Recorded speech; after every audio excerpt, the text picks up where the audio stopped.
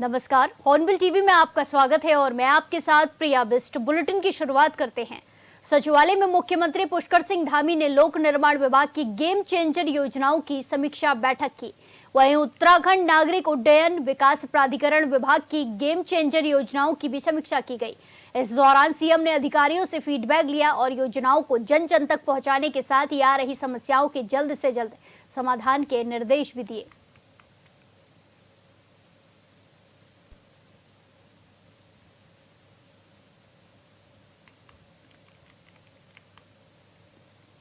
इसी के साथ खबरों में आगे बढ़ते हैं। उत्तराखंड में पंचायत चुनाव अब निर्णायक मोड पर है। बीजेपी और कांग्रेस ने अपने समर्थित प्रत्याशियों को उतारकर प्रचार में पूरी ताकत झोंक दी है। बीजेपी संगठन ने बूथ स्तर पर कार्यकर्ताओं को सक्रिय कर दिया है, जबकि प्रत्याशी घर घर जाकर जनसंपर्क कर रहे हैं। वहीं मुख्यमंत्री पुष्कर सिंह धामी ने कहा कि देवभूमि उत्तराखंड की जनता ने हमेशा राष्ट्रवाद और विकास को प्राथमिकता दी है। उन्होंने कहा कि हर चुनाव, चाहे लोकसभा हो, विधानसभा हो या निकाय चुनाव हो, जनता ने बीजेपी को आशीर्वाद दिया है। सीएम ने कहा कि सरकार का उद्देश्य अंतिम छोर पर खड़े व्यक्ति तक योजनाएं पहुंचाना है और इस बार भी जनता विकास के नाम पर वोट करेगी। उन्होंने विश्वास जताया है कि पंचायत चुनावों में भी बीजेपी को व्यापक समर्थन मिलेगा और ये जनादेश विकास को नई गति देगा।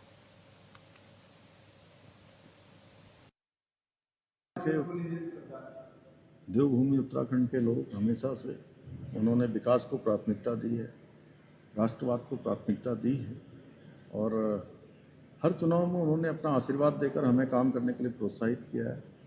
इस चुनाव में भी, क्योंकि ये ग्राम सभाओं का चुनाव है, पंचायतों का चुनाव है, समाज के अंतिम छोर में रहने वाले लोगों का चुनाव है, उन तक सरकार की योजनाएं पहुंचनी है, राज्य की, केंद्र की।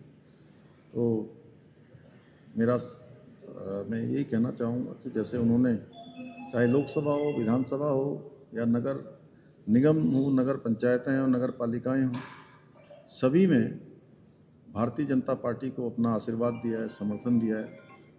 पंचायतों में भी वही समर्थन देकर हमको और तेज गति से राज्य के विकास के लिए अपना आशीर्वाद दिया।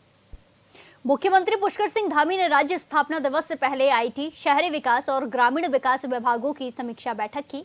मुख्यमंत्री ने कहा कि ये मौका गेम चेंजर योजनाओं को आगे लाने का है, खासकर परिवहन और महिला उद्यमिता के क्षेत्र में। सीएम ने बताया कि सीमांत क्षेत्रों की महिला उद्यमियों को उद्यमशाला के जरिए प्रशिक्षण देकर उनके उत्पादों को बेहतर बाजार उपलब्ध कराने की रणनीति पर काम हो रहा है। उन्होंने आईटी सेक्टर में बेहतर मॉडल और एकीकृत ऐप के जरिए लोगों को त्वरित सेवाएं देने की योजना भी साझा की।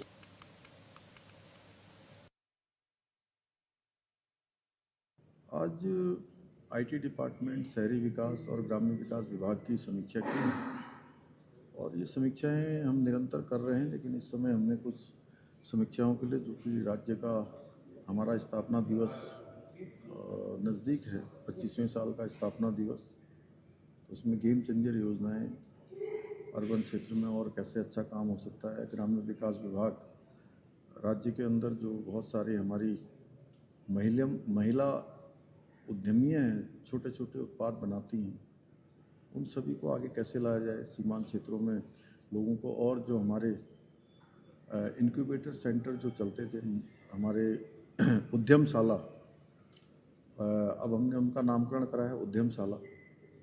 उन उद्यमशाला प्रशिक्षण केंद्रों में लोगों को प्रशिक्षण देकर उनके होने वाले उत्पादों को कैसे अच्छा बाज़ार मिले, कैसे अच्छा उनका विपणन हो, उस पर पूरी तरह से आज चर्चा हुई है। इसी तरह से आईटी के क्षेत्र में और अच्छा मॉडल बनाकर लोगों को ठीक सेवाएं, त्वरित रूप से सेवाएं मिलें और एक ऐप के माध्यम से पूरे प्रदेश के अंदर जानकारी संचालित हो। उपराष्ट्रपति जगदीप धनखड़ के इस्तीफे पर पूर्व मुख्यमंत्री हरीश रावत ने फेसबुक पर पोस्ट के माध्यम से अपनी चिंता जाहिर की है। उन्होंने लिखा कि माननीय उपराष्ट्रपति जगदीप धनखड़ जी का इस्तीफा, ये समाचार बड़ा चौंकाने वाला है, वो भी स्वास्थ्य कारणों से। पूर्व सीएम ने कहा कि उनके इस्तीफे की जो चर्चा हो रही है उसके पीछे का तात्पर्य कुछ और ही है। पूर्व मुख्यमंत्री हरीश रावत ने कहा कि उन्होंने संसद में रहते हुए जगदीप धनखड़ के साथ समय व्यतीत किया है। उनका स्वभाव सरल और विनम्र था। हरीश रावत ने कहा कि आज सिर्फ स्वास्थ्य कारण उनके इस्तीफे की वजह नहीं है, बल्कि जो समझ आ रहा है वो बिहार की राजनीति तक इस्तीफे की वजह मानी जा रही है। वहीं कांग्रेस नेता गणेश गोदियाल ने भी सवाल उठाए हैं। माननीय उपराष्ट्रपति श्री जगदीप धनखड़ जी का इस्तीफा, उसकी आकस्मिकता और समय का चयन दोनों कई तरीके के सवाल खड़े कर रहा है। मैं जितना सी जगदीप धनखड़ जी को जानता हूँ, चंद्रशेखर जी के प्रधानमंत्रित्व काल में वो संसदीय कार्य का काम देखते थे। मैं उस समय पार्टी का व्हिप था, तो बहुत हमारा आपस में इंटरेक्शन रहा है। वो एक संघर्षशील जुझारू व्यक्ति थे। स्वास्थ्य के कारणों से ऐसे व्यक्ति ऐसे समय में जब संसद का सत्र चल रहा हो और प्रधानमंत्री जी किसी विदेश यात्रा पर जाने वाले हों, तो वो त्यागपत्र नहीं देते हैं। वो अपने जीवन की चुनौती के साथ भी संघर्ष करते हैं। और मगर उन्होंने जो इस्तीफा दिया है और उसके बाद इस्तीफा का समाचार बाद में आता है, पहले कारण बताए जाने लगते हैं कि क्या कारण है। सिद्ध करने के कारण सामने आ जाते हैं कि न्यायपालिका से उनका कन्फ्रंटेशन था, विपक्ष के साथ उनका कन्फ्रंटेशन था। संसद के वर्षाकालीन सत्र के प्रथम दिवस देश के उपराष्ट्रपति महोदय धनखड़ जी का अचानक इस्तीफा हो जाना चौंकाने वाला समाचार है, क्योंकि कल पहला दिन था और पहले या तो 2-4 दिन पहले इस्तीफा दे दिए होते और या तो इस सत्र के बाद देते। पहले ही दिन उनका इस्तीफा बड़ा चौंकाने वाला है और उनका ये कथन इस्तीफे में कि वो स्वास्थ्य कारणों से इस्तीफा दे रहे हैं, उनके जो 2-4-6 दिन में गतिविधियां रही, वो गतिविधियों से ये प्रतीत होता है कि ऐसी कोई बात नहीं है कि कोई बड़ा स्वास्थ्य कारण ऐसा हो कि वो संसद का ये वर्षाकालीन सत्र पूरा होने तक इस इस्तीफे को नहीं टाल सकते थे। ये अपने आप में निश्चित रूप में चौंकाने वाला है। और अगर किसी व्यक्ति का स्वास्थ्य खराब थोड़ा है भी, आम किसी भी व्यक्ति का, जो कि कोई भी व्यक्ति हो जिसका स्वास्थ्य खराब हो और वो देश का उपराष्ट्रपति हो, तो मैं समझता हूँ स्वास्थ्य की देखभाल तो उपराष्ट्रपति रहते हुए ज्यादा बेहतर तरीके से हो सकती है बजाय उपराष्ट्रपति न रहने के। तो ये कहना कि स्वास्थ्य कारणों से इस्तीफा दिया गया है, ये गले नहीं उतरता है। बहरहाल इस पूरे परिदृश्य को, ये पूरा जो घटनाक्रम है, इस घटनाक्रम को हमारे एक साथी जो कि हमारे कांग्रेस के सोशल मीडिया के वरिष्ठ पदाधिकारी हैं, अनिल नेगी जी, उन्होंने एक चुटकीले तरीके से इस पूरे वाकये को बयां किया है और मैं उसको उद्धृत करना चाहता हूं। बकौल नेगी जी, अनिल नेगी जी, ये जो इस्तीफा हुआ है वो इसलिए हुआ है कि स्वास्थ्य कारणों से उपराष्ट्रपति महोदय इतना नहीं झुक पा रहे थे जितना सत्ता में बैठी हुई सरकार उनसे झुकने की उम्मीद। उत्तराखंड में शुरू किए गए ऑपरेशन कालनेमी की हरियाणा के मुख्यमंत्री ने भी सराहना की है। इसी पर प्रतिक्रिया देते हुए बीजेपी विधायक खजान दास ने मुख्यमंत्री पुष्कर सिंह धामी को इस साहसिक पहल के लिए बधाई और शुभकामनाएं दी हैं। उन्होंने कहा कि सावन महीने और कांवड़ यात्रा के दौरान अलग अलग राज्यों से कई प्रवृत्ति के लोग उत्तराखंड आते हैं, जिनमें से कुछ का आचरण अनुचित होता है। ऐसे असामाजिक तत्वों पर कठोर कार्रवाई जरूरी है और मुख्यमंत्री धामी के निर्देश में ये कार्रवाई प्रभावी रूप से हो रही है।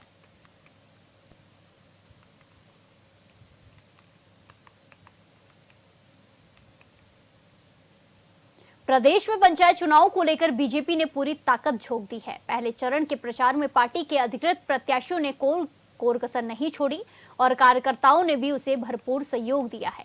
बीजेपी को पूरा भरोसा है कि 24 जुलाई को पहले चरण के मतदान से ही ये स्पष्ट हो जाएगा कि जनता एक बार फिर बीजेपी के पक्ष में खड़ी है। वहीं 28 तारीख को होने वाले दूसरे चरण के लिए भी कार्यकर्ता पूरी तैयारी में जुटे हैं और सरकार की योजनाओं को गांव-गांव तक पहुंचाकर लाभ दिलाने का कार्य कर रहे हैं।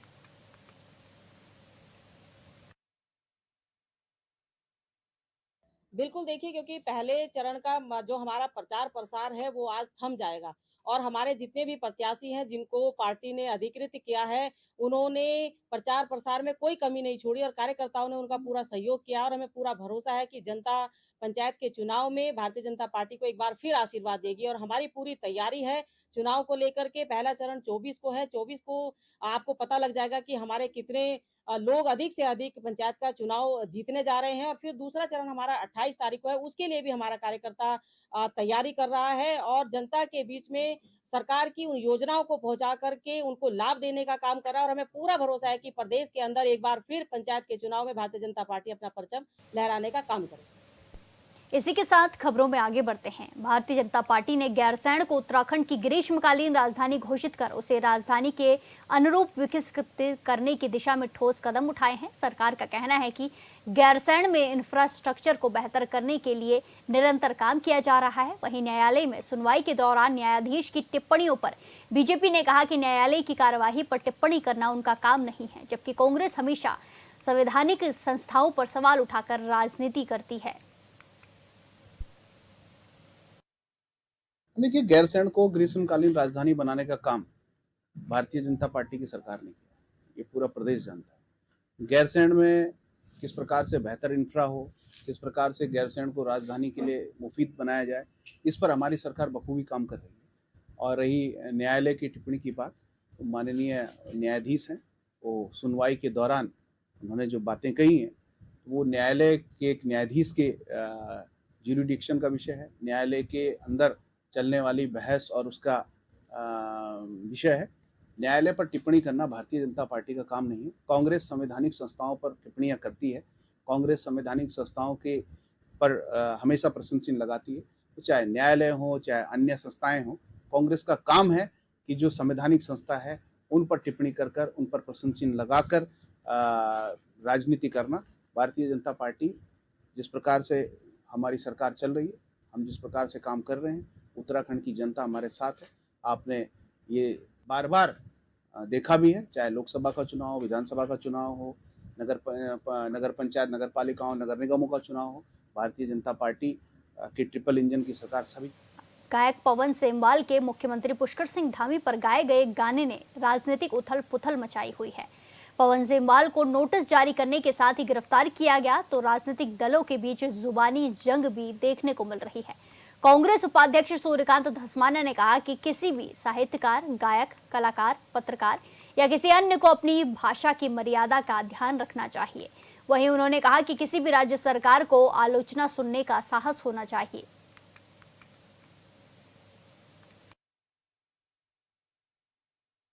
दो बातें हैं, किसी भी गायक को, लेखक को, साहित्यकार को, पत्रकार को मर्यादाओं का पता होना चाहिए, लेकिन किसी भी सरकार के अंदर इतनी साहस और हिम्मत होनी चाहिए कि वो अपनी आलोचना सुन सके। आलोचना सुनने का साहस सरकारों में होना चाहिए, पॉलिटिकल नेताओं में होना चाहिए, पॉलिटिकल पार्टीज में होना चाहिए, और साहित्यकारों को, कलमकारों को, गीतकारों को अपनी मर्यादा, शब्दों की मर्यादा पता होनी चाहिए। इसी के साथ खबरों में आगे बढ़ते हैं। उत्तराखंड के मुख्यमंत्री पुष्कर सिंह धामी ने कहा कि राज्य में आयोजित निवेश सम्मेलन ने प्रदेश के आत्मविश्वास को नई ऊर्जा दी है। उन्होंने बताया कि साल 2023 में देहरादून में आयोजित इन्वेस्टमेंट समिट का उद्घाटन प्रधानमंत्री नरेंद्र मोदी ने किया, जबकि समापन कार्यक्रम में केंद्रीय गृह मंत्री अमित शाह उपस्थित रहे। इस सम्मेलन की सफलता को प्रधानमंत्री और गृह मंत्री के मार्गदर्शन का परिणाम मानते हुए मुख्यमंत्री ने कहा कि उनकी प्रेरणा से राज्य 1 लाख करोड़ रुपए की ग्राउंडिंग तक पहुंच चुका है।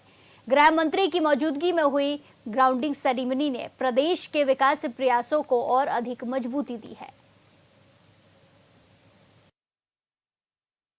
देखिए, एक चूँकि हमने निवेश जो सम्मेलन था वो देहरादून में आयोजित हुआ था 2023 में, आदरणीय प्रधानमंत्री श्री नरेंद्र मोदी जी के मार्गदर्शन में उसका शुभारंभ हुआ और आदरणीय गृह मंत्री जी उस निवेश सम्मेलन के समापन समारोह में उपस्थित हुए थे। और प्रधानमंत्री जी और गृह मंत्री जी की प्रेरणा से ही हम 1 लाख करोड़ की ग्राउंडिंग तक पहुंच पाए। और उसकी ग्राउंडिंग सेरेमनी में आदरणीय गृह मंत्री जी ने आकर हम सभी का मार्गदर्शन भी किया, प्रोत्साहन भी किया कि किस प्रकार से हमें आगे काम करना है। और निश्चित रूप से जो उन्होंने हमारा प्रोत्साहन किया है राज्यवासियों के लिए, उन्होंने जो भी हमारी योजनाएं थी राज्य के लिए जो ज़रूरी था वो सब काम भारत सरकार के स्तर पर स्वीकृति भी हमको दिलवाई है। और हमारी अब ऐसे समय में और जिम्मेदारी बढ़ जाती है और हम दिन रात मेहनत करके प्रयास करेंगे कि जो उन्होंने हम लोगों का प्रोत्साहन किया है, हम और तेज़ी से काम करें और अच्छा काम करें, और हमारे प्रधानमंत्री जी का जो कथन 21वीं सदी का तीसरा दशक उत्तराखंड का दशक होगा, उसको हर दृष्टि से धरातल पर उतारने के लिए पूरे प्राण से काम करेंगे। हल्द्वानी की पनियाली ग्राम सभा सीट पर मुकाबला काफी ज्यादा रोमांचक हो गया है, क्योंकि इस सीट पर बीजेपी के 3 उम्मीदवारों ने दावेदारी की है। हालांकि बीजेपी के प्रत्याशी के रूप में बेला तोलिया को बीजेपी ने अपना प्रत्याशी माना है। वहीं प्रमोद बोरा की पत्नी और लखन सिंह नकटिया की पत्नी ने दावेदारी की है, जिसको देखते हुए सीट काफी रोमांचक हो गई है। जी, आज मैं पनियाली ग्राम सभा में यहाँ पर चुनावी सभा की गई, जिसमें हमारी पनियाली ग्राम सभा के क्षेत्रवासी, मेरी माताएं, बहनें, मेरे भाई बंधु सभी यहाँ पर मुझे समर्थन देने के लिए आए हैं। ये हमारा पहले भी 2003 से लेके आज तक इन्होंने इस क्षेत्र की जनता ने हमेशा मेरा सपोर्ट दिया है, मेरा समर्थन किया है, और आज भी ये सभी लोग मेरे समर्थन में यहाँ पर आए हुए हैं। नहीं, देखिए, भारतीय जनता पार्टी जो है एक अनुशासित पार्टी है, और जिसको पार्टी अधिकृत करती है उसके साथ संगठन को जाना पड़ता है प्रचार प्रसार में। तो इसीलिए माननीय विधायक जी के सानिध्य में सभाएं की जा रही हैं, क्योंकि संगठन का आदेश था, उन्हीं के हिसाब से जगह जगह बैठकें हो रही हैं, और काफ़ी अच्छा समर्थन मुझे। देखिए, बेला तोलिया जी भारतीय जनता पार्टी के अधिकृत उम्मीदवार हैं, तो सबको उसमें लगना ही लगना है, तो हम भी उसमें लगे हुए हैं। और बेला तोलिया जी को सब पहचानते हैं, जानते हैं। इस क्षेत्र से तो विशेष रूप से वो क्षेत्र पंचायत सदस्य रही है, फिर जिला पंचायत अध्यक्ष रही है, तो कोई ज़्यादा परिचय कराने की आवश्यकता नहीं पड़ रही। बिल्कुल अच्छे मतों से, बहुत बड़े मतों के अंतराल से वो जीतेंगी। लेकिन फिर भी क्योंकि चुनाव है, चुनाव में मेहनत करनी पड़ती है, तो सभी लोग मेहनत कर रहे हैं, और मैं समझता हूँ।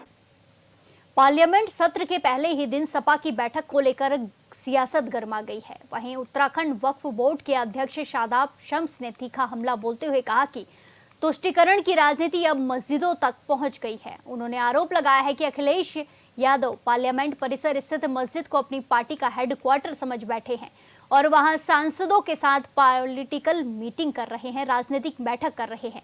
उन्होंने सवाल उठाया है कि क्या अब मस्जिदें राजनीतिक अखाड़े बनेंगी और क्या मुस्लिम समाज इसके लिए तैयार है। उन्होंने दुल्ला नदवी और वीरेंद्र यादव को भी कटघरे में खड़ा करते हुए कहा कि मेंबर पर बैठकर राजनीति करने वाले नेता मुसलमानों को गुमराह कर रहे हैं। शम्स ने साफ कहा है कि मस्जिदों की पाकीज़गी बचाने के लिए उलेमाओं को आगे आकर जवाब देना होगा कि क्या इस तरह की राजनीतिक बैठकों की इजाजत दी जा सकती है। देखिए, मुझे लगता है कि तुष्टीकरण की राजनीति इतनी निचले स्तर पर पहुंच जाएगी, हमने सोचा नहीं था। जहां एक तरफ पार्लियामेंट का सेशन प्रारंभ हो रहा है, वहीं अखिलेश यादव अपने सांसदों के साथ मस्जिद जो पार्लियामेंट के अंदर है उसके अंदर बैठकर अपनी पॉलिटिकल मीटिंग कर रहे हैं। अब क्या अखिलेश यादव पार्लियामेंट की मस्जिद को अपनी पार्टी का हेडक्वार्टर समझ रहे हैं, या उन्होंने अपना हेडक्वार्टर बना लिया है? उबैदुल्ला नदवी, धर्मेंद्र यादव, अखिलेश यादव जी, बर्क साहब, तमाम सांसद जिस तरह से फोटो सामने आए हैं और उसमें उनके नेता झूठ ट्वीट कर रहे हैं और ये कह रहे हैं कि हम उबैदुल्ला नदवी के घर पर बैठे थे। मस्जिद का फोटो डालते हो, मिंबर से राजनीति करते हो, मिंबरों पर बैठकर बेवकूफ बनाते हो मुसलमानों को और यहाँ से पॉलिटिकल मैसेज देने की कोशिश करते हो और दूसरे लोगों के ऊपर आरोप लगाते हो। ये असली चेहरा अखिलेश यादव का है। अखिलेश यादव बताएं कि क्या उन्होंने पार्टी हेडक्वार्टर का, समाजवादी पार्टी के हेडक्वार्टर का एड्रेस चेंज कर लिया है?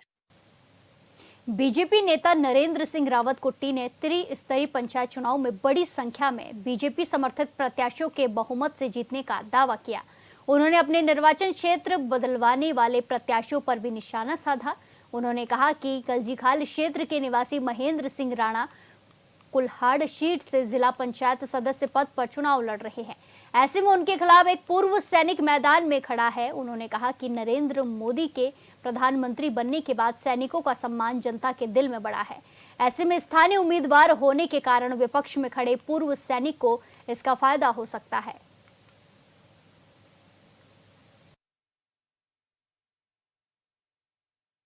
का धन्यवाद जो आप यहाँ पे आए।